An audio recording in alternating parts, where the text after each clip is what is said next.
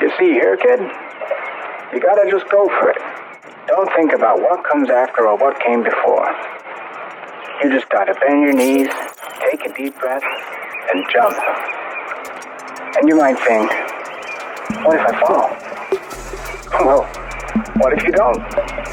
What if you fly? Switching command to internal. From the Collaborative Studios, Open the Eye, where metaphysical, paranormal, and the unexplained meet. Open the Eye with Tanya Tyler. You are listening to 94.3 KWVH Wimberley Valley Radio. I'm Tanya Tyler. Thank you so much for tuning in to Open the Eye. Now, there's never a coincidence when we meet someone. I met Warren Cullar at a house that he was selling. I happen to have my real estate agent hat on because that's the other side of what I do in my life. He's the owner of this house. I happened to see a bookmark on his counter. He gave it to me. And the title of this bookmark had Extraordinary Journey, Messages from the Spirit Realm, and the Truth About Life After Death. Well, at that very second, of course, you know me, I was totally intrigued with exactly who he was. And I said, did you have a near-death experience? And he looked at me and he said, no, I'm clairaudient.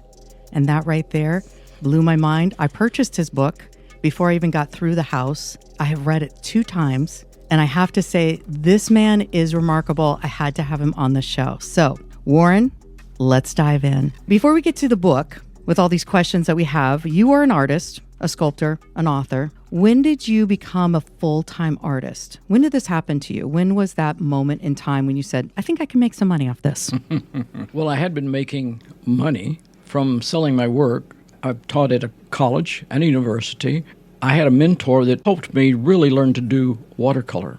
I was in his studio and he looked up and he said, Warren, don't wait until you're my age to paint full time.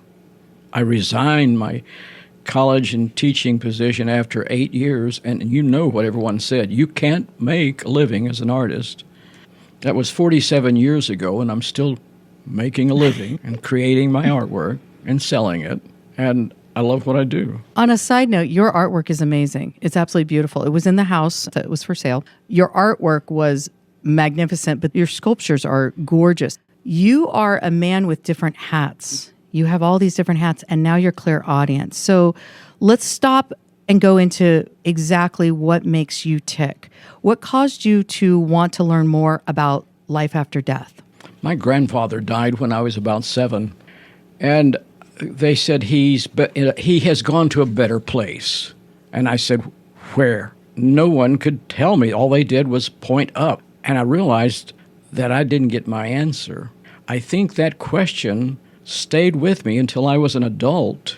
And I started taking meditation classes, and I went to lectures about metaphysics. And I was slowly learning. What I really changed me was a book that was given to me. And the title of the book is Thavis is Here by Harry Homewood. And it was a book about automatic writing. What is automatic writing? Automatic writing is where you allow a spirit guide to use your nervous system to operate your hand, to write with that spirit guide through your hand. I read the book by Harry Homewood, and it took me about 6 weeks of practice, and my hand moved and scribbled the ABCs. It took about a week for me to catch up, learn, and to write automatically. It was not very pretty writing, but it was writing, and I was able to contact my dad, first person. He had been dead at that point 11 months, and it was very easy. And has been, and that was 1979, so that was 44 years ago. That's a long time ago. Let's back up just 1 second, and I want to go through, when you're doing this for 6 weeks, you are doing it every night at a certain time, and you were diligent about this. Well, not every night, but some nights I was too tired or too involved, but just about every night for about 15 minutes. What was interesting is that it was not a chore. It was something I looked forward to, because when I would get through, all I would do is sit and do a brief prayer, because I knew enough from the metaphysical lectures I had listened to, that I needed to protect myself from negativity. A brief prayer, and that was basically, I ask in love, receive in love, and give in love. Quietly sitting became habit, and that habit still is with me today. Did you keep your eyes open? I mentioned my friend Bud Biggs. One of his paintings hung on the wall in front of me, and it was a beautiful landscape, and I just allowed myself to drift into that landscape by just holding the pen on the paper and relaxing. And 6 weeks later, my pen moved, and I jumped. I mean, I wouldn't say it scared me, but it excited me. It was the same excitement as when I came into the living room when I was about 9, and there was a bicycle under the Christmas tree. It was that same kind of wow. Is there any time where you're thinking, is this me moving it? I think because I had read the book, heard the words that Harry Homewood had said and how he basically is telling you how to do it, I was prepared. I really had the faith that I could do it, and I did not question that. And so I knew it was not me. I mean, I was sitting there looking at my hand, and it's moving. I'm not doing it. I know I'm not doing it. And it's, was it scary? No. It was exciting. That was the truth. That's what you were looking forward to. Yeah. From the time that it started, you connected with a spirit guide, and then you connected with your dad. How long was that when you first started writing, automatic writing? How long was that time frame until your dad came through? A few short weeks, maybe. Oh, okay. So you're doing automatic writing, and then boom. Very, very fast. The notes that I took at that time were lost. It's just lost in time. After that early period, I've kept every recording with Lightbringer. I have a banker box of notepads filled. That could be a book right there. Probably a couple different books. Yes, if you want to go through it all. We're talking to Warren Cullar, who is explaining his automatic writing, which is very fascinating. So you go from automatic writing, and then you go into sitting at a computer. Well, you stop writing, and now you're at a computer. Let me back up a moment. In the writing, my hand, after 15 minutes of writing, my hand would feel like it had pins and needles. We've all had that. We've slept on our hand. It hurt. One time I was writing for a long time, a period of an hour and a half, and my hand was really hurting, and I was complaining on the inside of me, quietly complaining. I wish there was a better way. I don't like my hand hurting at this point. And all of a sudden, it felt like that the puppet master left the building, and the energy was gone. I sat for 15, 20 minutes waiting for it to come back. Nothing happened. And then I noticed, heard, felt, knew a word was in my mind. I wrote down the word. I don't know how or why I did. I just did it. And another word followed, and another word followed until the sentence was made. The paragraph was made, the page was made, and now I learned to hear the words. And hear is not the way it is. It's not like I'm hearing your voice. Okay. It's a knowingness inside of me. That's all I can tell you. Do you see the word? No. No. It's not really, I'm not hearing sound. I'm hearing it inside of my mind. It's the same way they have told me that they speak to each other. It's mind to mind, and it's the same way. Wow. Okay. This is so fascinating. I'm so excited about this. Let's talk about when you started venturing into all this. You connect to a spirit guide. At the time, you had some knowledge because of the classes that you had gone to in the past about what spirit guide is. Can you open our minds a little bit and expand them with what is a spirit guide? If it makes you feel more comfortable, you can call it an angel. Call it whatever name you want. It's basically a being in spirit who has taken on the responsibility of guiding us as humans. They've taken on that responsibility. And that responsibility, the spirit guide that I call Lightbringer, I thought for years was the one single person or one single spirit. But it's not. It's a group. And it may be a group of 100 or 1,000. I don't know. It's been explained to me. It's like a reverse echo of 100 or 1,000 spirits in a reverse echo of one. Whoever has the most information about the situation or the question that I've asked steps forward to answer.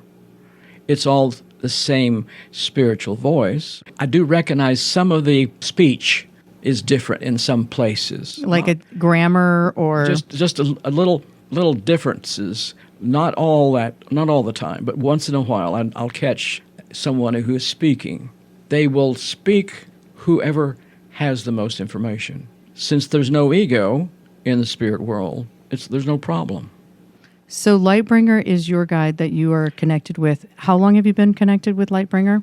The first one, it was on a Ouija board. I highly recommend if you do a Ouija board that you do a prayer of protection. It was on a Ouija board. I asked who's writing. The name came across with a lot of G's in it, and so I just called it Gigi. Gigi was with me for 2 or 3 years, and then replaced by what I then called Lightbringer. You're connecting with Lightbringer. You hear these words in your head. They're coming through. You're no longer writing. Now you're at the computer. Was it just easier for you to be at the computer versus speaking them? Bringing it out in your voice. Like I hear, Tanya, don't run. Okay, Tanya, don't run. It's just easier just typing it. No. That's a good question. It's still in my mind. Okay. It's not coming out my fingertips. Okay. It's coming in my mind.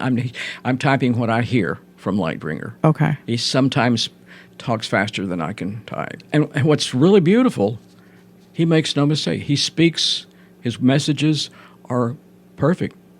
I am the one that messes up the typing. I'm the one that has to go back and spell things correctly. But his words come out beautifully, that's all. Have you ever seen him? No. Or seen some energy with something? No, I can feel his energy. I can't tell you how I feel it. He's definitely right here enjoying this experience, but I know that he's here because we're talking about this work. When I go to painting, he's there. I look at him as if he's my assistant. Oh, a spirit guide that is assistant. I want one. We all have them. Most people don't think that, but any time that we've all had hunches or intuition, or you wake up in the morning after a good night's sleep and you have solved a problem that you went to bed with, perhaps, that's probably your spirit guide assisting you. Einstein did that all the time. Thomas Edison slept a little bit. Tesla. I think we all have this experience.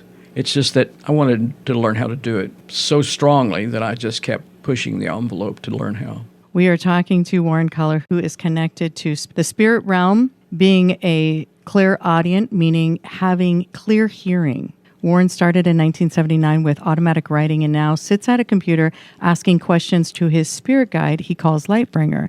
He is also an author. His book is called The Extraordinary Journey, Messages from the Spirit Realm and the Truth About Life and Death. You can pick that up on Amazon. Warren, one of the things that I am so enthralled with is the connection that you have, because you and I sat down for a couple hours prior to this show, and I asked you, how long does it take you to connect? And it's within seconds. Can you explain that process about what that feels like? Someone says, can you connect to so-and-so and Lightbringer?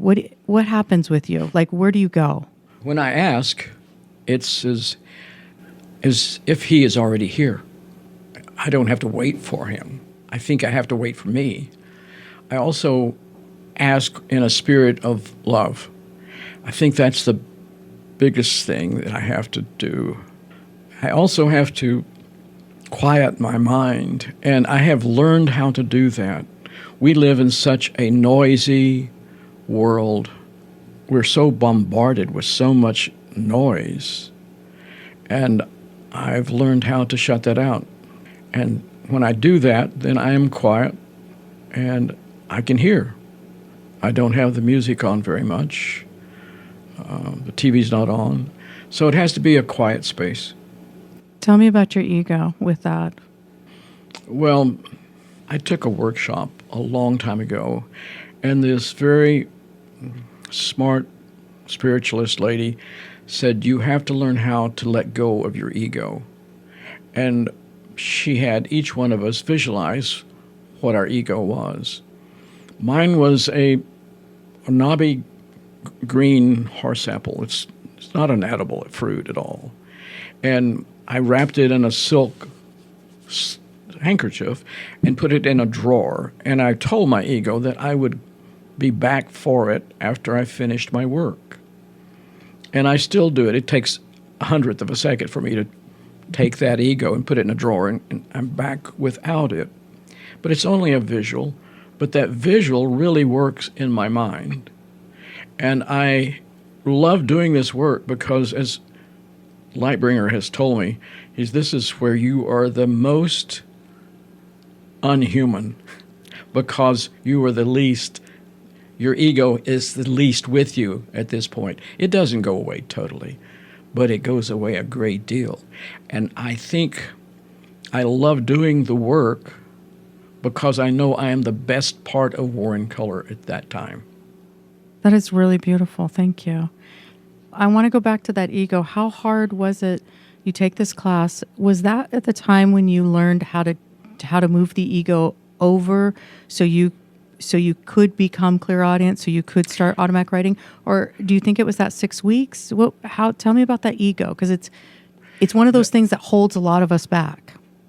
Well, I think a lot of things hold us back, but that is one thing, because first of all, the ego, the way I understand it, is basically the guard at the gate. If the ego doesn't approve, and which it probably doesn't, because it's something new and different, they're going to tell you, sitting on your shoulder, you can't possibly do this, Warren. You cannot talk to the spirit world. That's your ego talking. And most people will hear that. Not that they want it, they will hear that. So you have to basically persuade the ego to go stay in this little drawer and be there and be quiet until I finish this. And when I finish it, he's back there, fine, where he's supposed to. And that's because we live in an ego world, everything. And we can't even imagine a world without it. We can't even imagine. No, thank you. Let's talk about your wonderful wife, Kitty. Kitty? I like her name, Kitty. I love the name Kitty. So is Kitty connected to the spirit world? Not in the same way that I am. I mean, I learned to do this 44 years ago. We've only been married 25. So when we met, I basically had to introduce her to Lightbringer, and she was quite satisfied with it. She's heard all the stories. She gets to hear all the writings. She helped me a great deal on the book, because everything that I've done with the book, she's been the sounding board for me. She's an amazing woman. Yes, she is. And she's amazing just to stay with this crazy artist, yes. When you guys are dating, when was the time frame that you introduced her to Lightbringer? I mean, it wasn't on the first date. No, it was not. I was having dinner with her parents, her brother and sister-in-law, and something was said, and it was around a prayer. Basic Lightbringer just came out in the communication, and it was very beautiful, nice words. And I remember Kitty asked her father what she think of me. He said, "He's a very interesting man." I guess I passed muster because it was all right. And now it's like the whole family, has read the book. They all have their input into what I do as far as the spiritual world. Future in-laws just go right into the spirit world. I love it. It wasn't quite that big a deal, but it was a big a deal. Let's go back, Kitty, really quick. I want to know, so she puts up with this, and does she... Put up with her, I guess that's the way to put it. When you're doing this, you've connected to one of her friends on the other side. Oh, yes. Yeah, and so how was that with Kitty? Was she... Oh, she was looking forward to it. We've been talking recently that I need to be able to assist her in learning how to communicate with the Lightbringer. And so this is basically a project in the future, because I'm 17 years older. So I will probably go into spirit before she will. And it's not fair if she can't communicate with me, if she doesn't know how. Is she practicing? No, I think we haven't, but it's we're going to be gone for a while this summer, so maybe that would be a good time. Where are you going this summer? We are going to Funchal, Merida, in the Portuguese island coast of Morocco. That is perfect for her to connect with spirit. That's like that's a beautiful place. So, Yeah. All right. So let's talk a little bit about we all can connect to spirit guides, Yes. and we can all do what you do. I'm not special. I just wanted to do it more. I think it's the same reason I became an artist. I was not a great artist. I was a C- artist. I was a C- English student. I wanted to learn how to write, and I wanted to learn how to do the spiritual work. In chapter 26, you really lay it all out on what to do. Except I didn't put in the word discipline. Somehow sidestep ego. Discipline is the biggest problem human beings have, in my opinion. Because if you have discipline, if you can get up at 2 o'clock in the morning and write your book for 6 years, you have discipline. So many of us don't. And ego. And that's And what you're the saying. ego. In that ego, you had to learn how to move that ego over Right. to be able to Now, connect. I don't escape it. It's just away from me when I need it. Yeah, it's almost kind of like the little kid, like, hey, just sit right there, and mommy's going to cook, and then I'll be right back to get you. I can tell that's from someone who's a mommy and who cooks. Yes. Okay, so a couple of things. We're going to go into the book, but a couple of things with this. You need discipline. You need to learn how to let the ego know that it's important, but you're going to come back and get it. Yes. I have been trying to write for 2 weeks. I've been disciplined. I do it every night. Me? Automatic writing. Excuse me, the word trying. Oh, yeah. You can't use that. Yes. Okay, my bad. I have been working on this. Very good. Thank you. And the one thing that I picked up was to let ego sit aside. So I tried the apple to visualize it, but the one thing that came to me was, and this sounds so odd, was a bodysuit. And I took off this bodysuit, and it looks like a scuba suit with no arms and no legs, just like up to your mid thighs. And I hang it up on a wire hanger, which is weird because I don't have any wire hangers in my house. And I hang it up on the wire hanger, and I sit there. It sits right next to me, kind of hangs like just there, and it's all sparkly. And I just think, okay, so I've been trying to fold it up, put it in a drawer. Just put it back on the hanger. I just keep it on the hanger right now. So every night, this is what I've been doing, and I do it. So I'm excited because there will be a time that you're going to get an email from me that says, Warren, it's finally happened to me. So I'm excited. So the advice is beautiful. So the ego set aside, discipline, and just Those 12 points. just keep doing it. How long did it take you to write this book? 2016, I asked Lightbringer to be his scribe, because up to this point, I had been asking questions, and that's what we did. And every time I asked a question, I would get an answer, but I would get more questions also. So 2016, I said, I'll be the scribe. You can dictate what you want me to hear, what you want me to write down. So he immediately started. And his first essay was titled Purpose and Intent.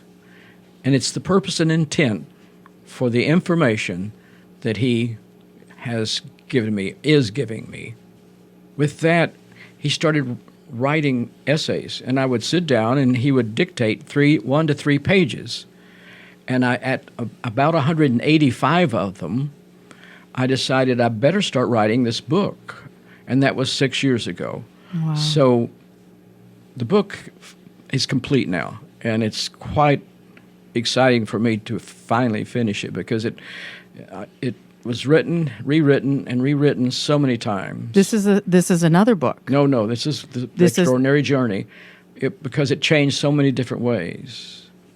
When you're going through this book, I know you communicate a lot to Lightbringer. While you're doing this, how much of this really is him dictating and you just kind of sitting back? It's usually asking questions, and then he is telling me the answers, and I'm just typing the answers right into the book. I asked him, I said, well, who is Warren Cullar? So he writes a 2 or 3 page dissertation, because he just says, I'm a creative person, but I have my own struggles. I'm still human, in other words. I want to jump into this book, and there's just so much in this book that, like I said, I've read this twice, and there are things where sometimes things have jumped out at me the second time, which was really interesting to me, because the first time I thought, well, what was I doing that I didn't really resonate to that first part? So there's a lot into this book that I want to jump into. Before we jump into it, and we're getting ready to take a little break, but I want to just say, when you describe Lightbringer, you describe them as a collective. You don't know how many there are, but do you ever feel that sometimes they're funny? A little bit sometimes. In reading the book by Harry Homewood, his spirit guide, called Thavis, was very humorous. And I think you have to realize that there are personalities in the spirit world. They're not all just strict angels playing harps. It's not that. I think they're as different as we are. So there's still a personality. Personality has no ego. That's the difference. Talk about this a little bit. You talk a lot about how to do this and what to do, but what you do is you actually connect in your book you connect to your spirit guide that then connects to someone that has passed over. And these are people that you have known in your life. Your father, your mother, teacher, I think was in there, one of your really good friends, several good friends. And you go through and you ask them. I ask them a lot of questions, and each one is different.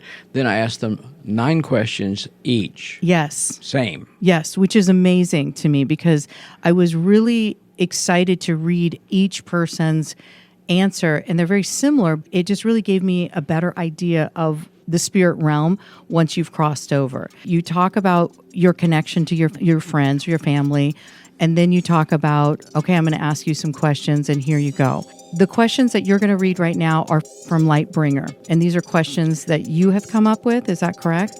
And been asked by friends. It's not just my questions, it's people's questions. Tell you one thing about the interviews with my 14 friends and family.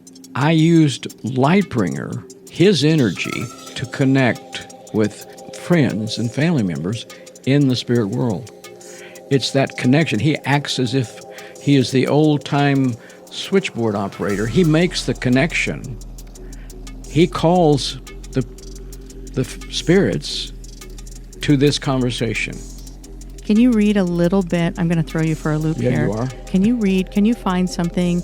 How about my dad? Yeah. Well, my dad is very articulate. Well, let's take a little break. 94.3 KWVH. I'm Tanya Tyler. You're listening to Open the Eye, and we will be right back with Warren Cullar.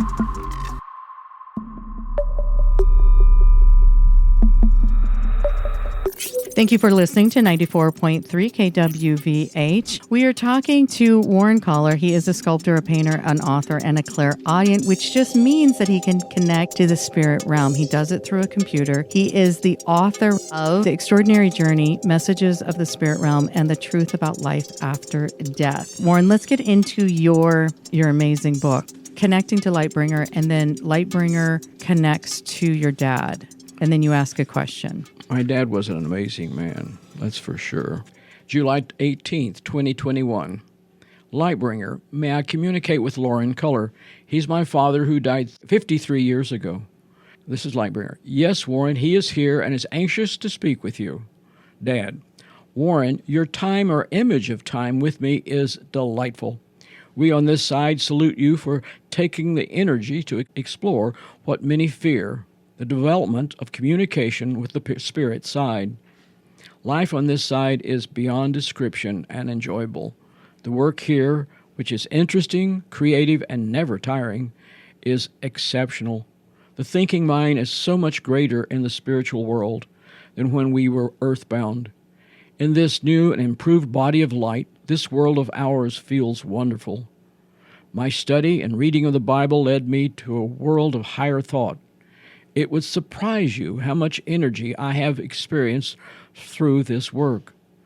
We see each other from their vibration of light and recognize their energy is effortless.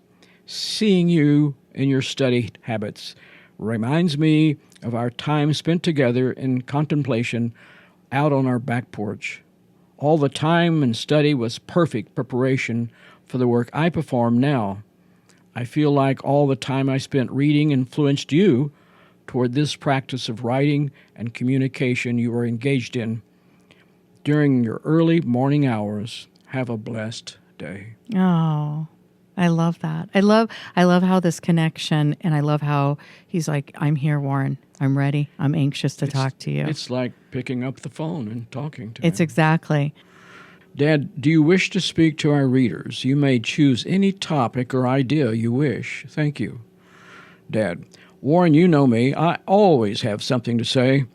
I am pleased to address each person who turns these pages to discover what life in spirit is like. It is not scary, as so many think, just the opposite. Your spirit world is a multi-faced combination of many systems of teaching, including schools dedicated to individual problem solving.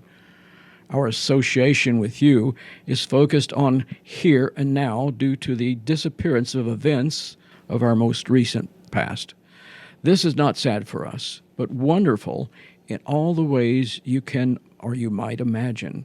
Today, try to see past your day-to-day life and for a few moments, relax and visualize your future self in your home. It is a matter of remembering a time here when you were in this perfect place and choose to return to human form to again learn lessons of love and forgiveness. In return, you deposited your life story into the library. That life will be the springboard of study into the future to create and improve in your future.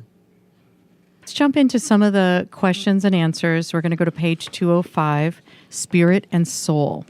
And I feel like Lauren is very proud of you. What a beautiful thing. I think so. I think we have a mutual admiration society going on, for sure. When communicating with a loved one or anyone who has passed into spirit, at what age does the being exist in their new form? Lightbringer, your concept of time and age are only relevant in the physical. There is no age factor involved here.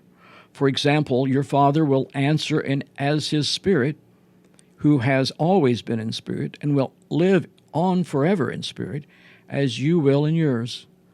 The lifetime in which you knew him as your father was one of pure love exchanged between the two of you. He must retrieve that lifetime to view those experiences when you were both together on earth at the same time. He can instantly remember any lifetime because all spirits can go back to retrieve information about prior lifetimes from the library.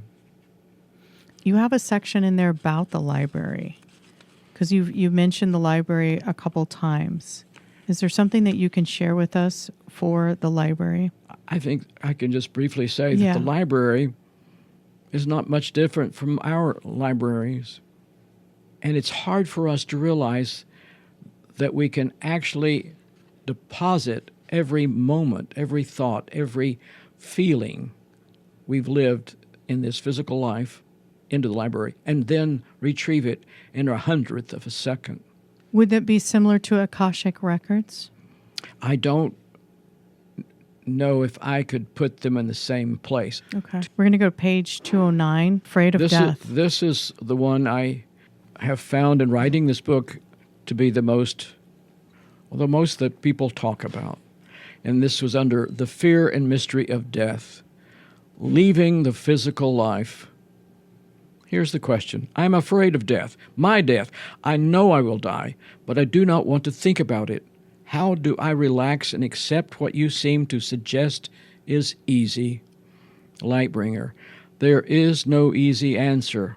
All human succumb at the end of their lives, which we call death.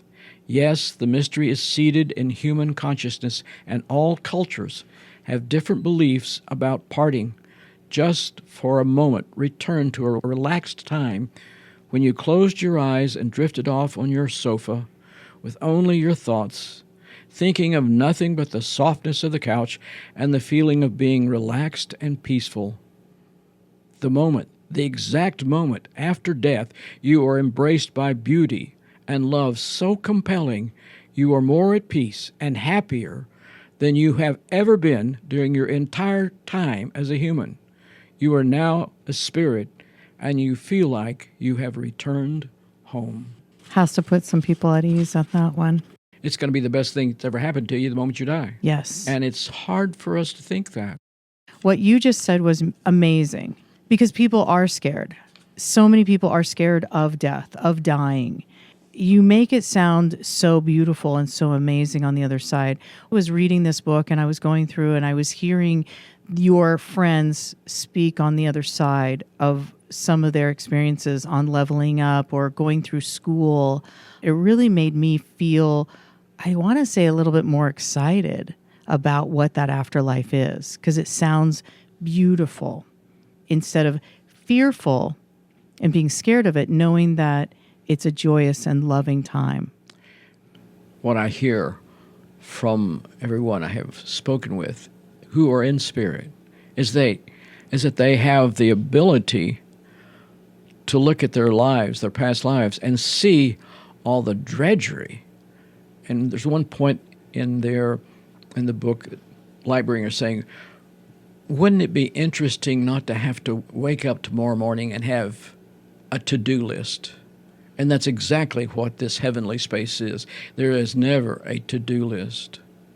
Every one of them that I've spoken to, interviewed with, is saying they don't really miss anything in the physical world. That is really hard for us to think about. Now, that doesn't say that they're about love. It just says anything we have in this world, the stuff that we have. The material things. The material things. They don't miss any of that. Wow. Isn't that amazing? Because as humans, that is ego. That's what we drives us. I can't wait to get more money. I can't wait to get the fast car, the big house. And that doesn't have any feeling. Because what they have is so much richer, so much love. Yes. And they are richer. I remember giving a brief lecture on board a cruise ship, and I had a small audience, and this young lady said, I just want to know whether I'm coming back as a brunette or a redhead. Appearance of soul, spirit. What does your spiritual body look like? Lightbringer. Describing one's appearance in the afterlife is a major concern for most humans.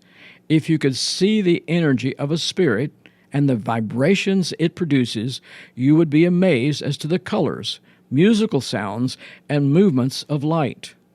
Your spiritual body is like nothing that looks like you when you look in the mirror.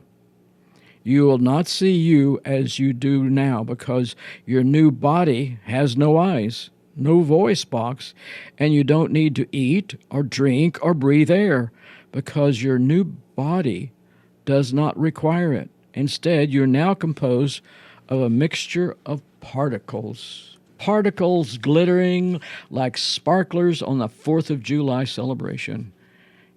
You will vibrate various amounts of energy. You will display a variety of colors depending upon the elements you're connected to. In the ball, for a lack of a proper word, you are a complete complex of spiritual energy, of higher thoughts than when you were in your human shell.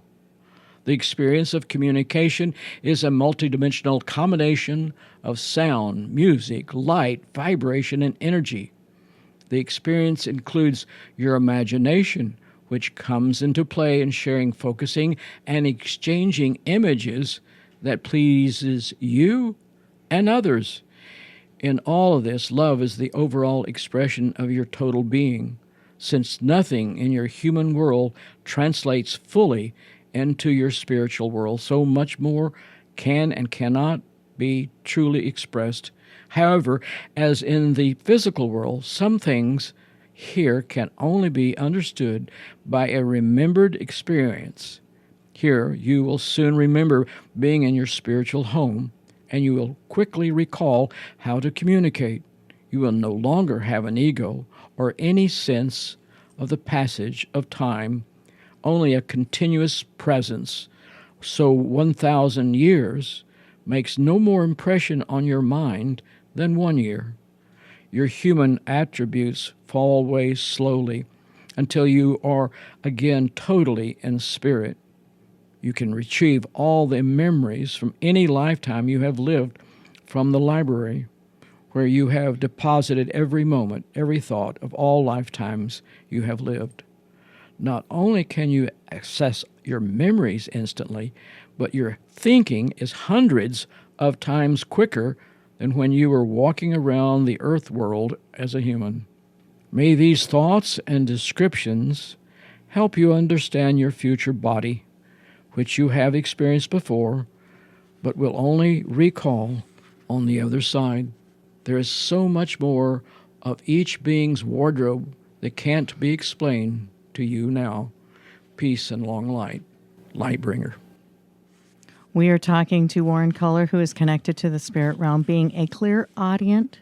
Let's jump back into your book. When you were speaking to a few of your friends that have passed over, some have mentioned that they are doing schooling and they're leveling up. Is there something that you can kind of give us a little bit more insight on that leveling?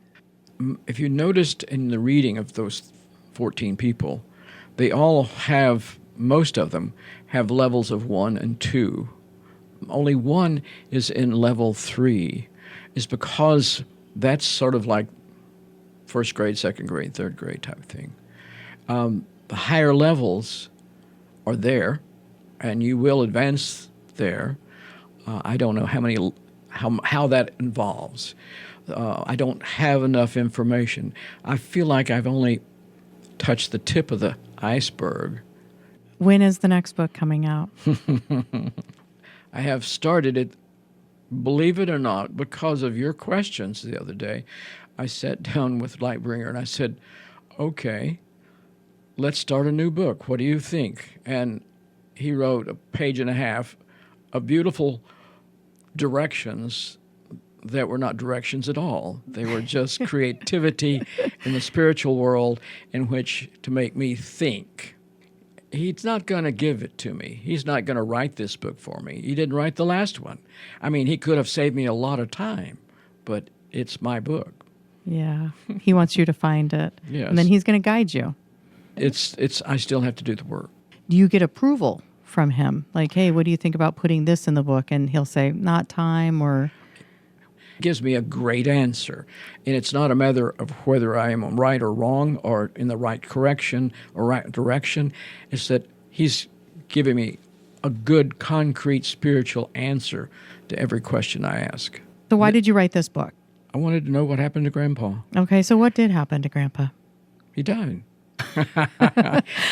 Did you connect with him? What's interesting is the last person I connected with, and it wasn't my idea, it was not Lightbringer's, it was a content editor who suggested that you haven't corresponded, you haven't interviewed your grandfather. And it's a very short interview, but he is excited when he says, oh, now I remember, because he has to go back to the library to recognize who I am. And he said, you were a beautiful blonde-headed boy, and you were the son of my son, and it made tears coming to this old man's eyes. I wanted to know what happens after death. That was the major reason. I got a lot of answers, and I'm still getting answers. I wanted to help people get over the fear of death. That was one of the major reasons. I wanted to tell people that we really, truly, truly never die. We just continue to change, but we never die. And my book may help readers well into the distant future, a future that I won't live to know about. But like Harry Homewood's book, Thavis here, was published in 1978. I'm sure you could have bought it for $1.50, and today you can buy it for $40. I know, I tried to. People are trying to buy it because it's still doing good for people. And what's interesting is Harry Homewood wasn't a metaphysical writer or anything like that. He was a historian, right? Yes. He was in World War II on a submarine. And he wrote extremely excellent books about World War II. And he had a friend that did automatic writing, and he was curious. He wanted to set out to prove or disprove it. And he did a good job.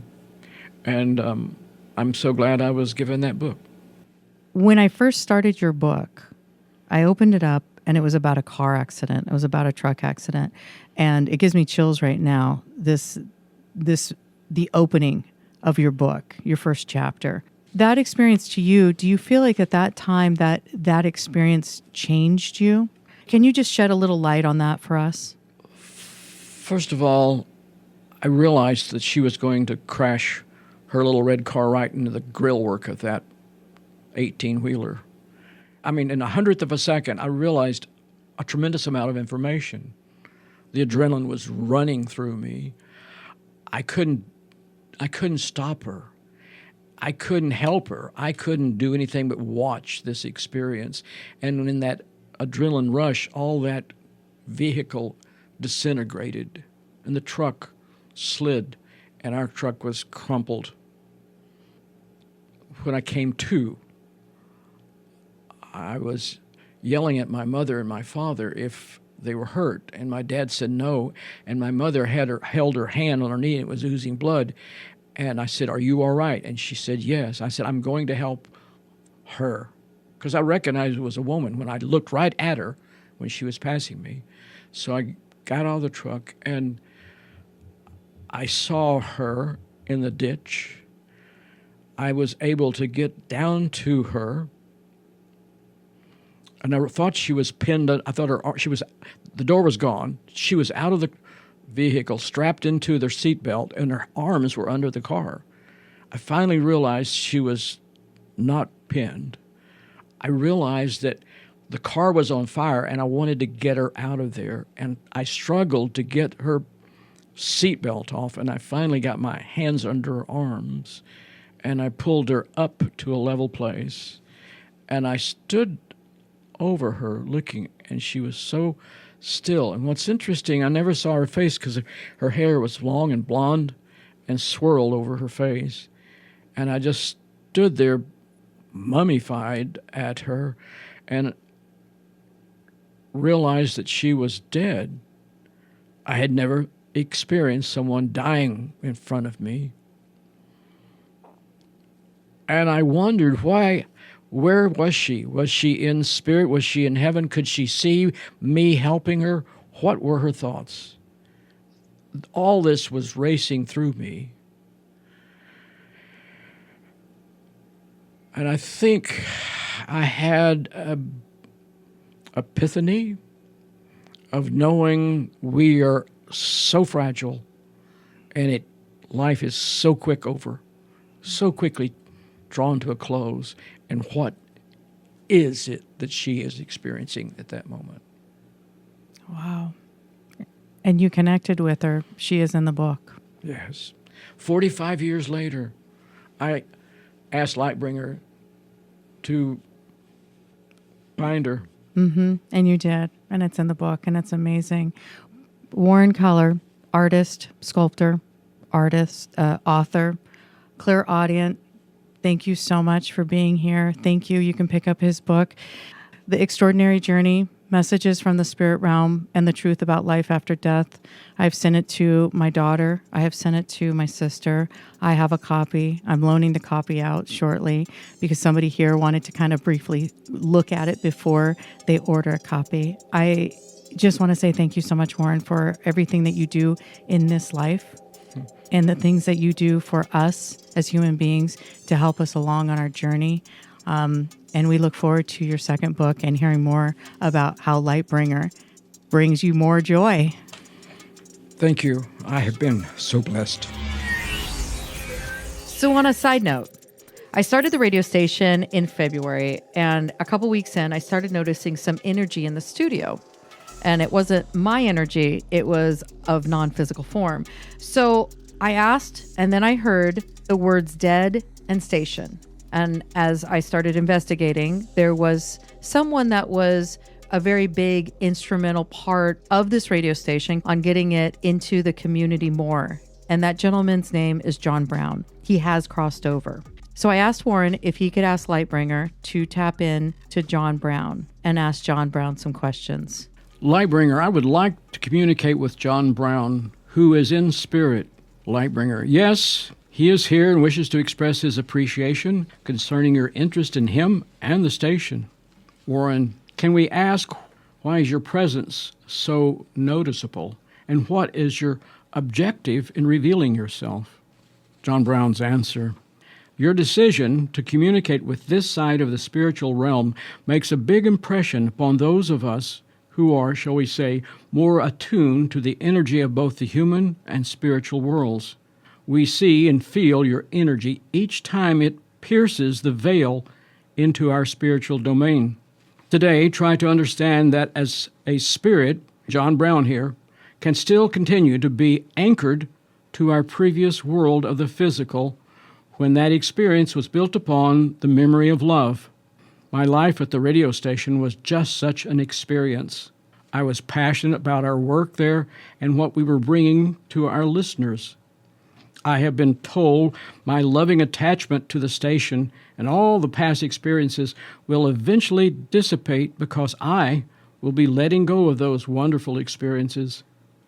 In one way, I have been truly blessed twice.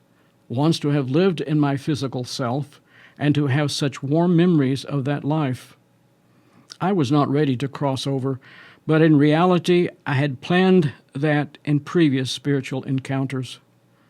Seeing you and Tanya doing the spiritual work on the air was a boost to my energy.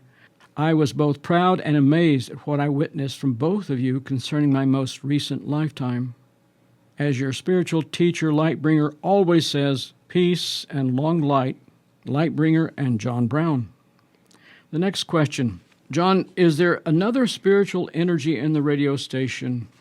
There are several. Some of them are my friends, and others I do not have any information on.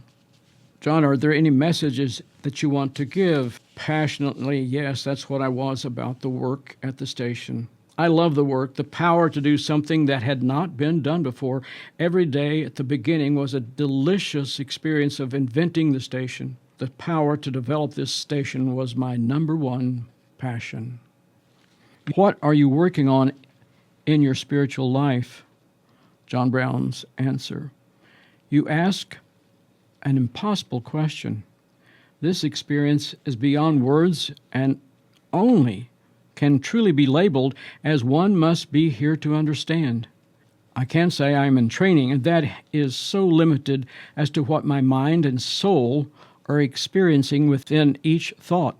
I wish to apologize, but I can only say this experience is all love and then more of everything. It is such a rich vibration and musical sound, plus all the colors you can't imagine. I will sum up my experience of this. After being here, no one wishes or wants to return to your ego world with all the negative parts that you must work through to learn lessons of love and forgiveness. That is all. Thank you, Warren. When you were tapping into John Brown and he was coming through, what did you feel his energy was like? Can you express that?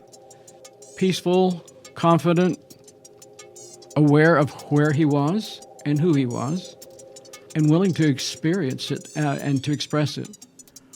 Very real as a spiritual being. Yeah. And you didn't know John Brown? Not at all. Nor Never. did I. No.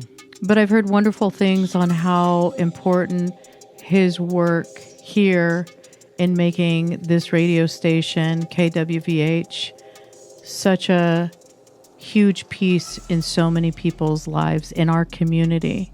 And it's beautiful. And thank you so much for tapping into him and sharing a little bit of him on this show and on this radio station. I want to say thank you. And thank you, John Brown. And thank you, Lightbringer, for being a part of this show tonight. And what would Lightbringer say? Lightbringer always closes with peace and long light.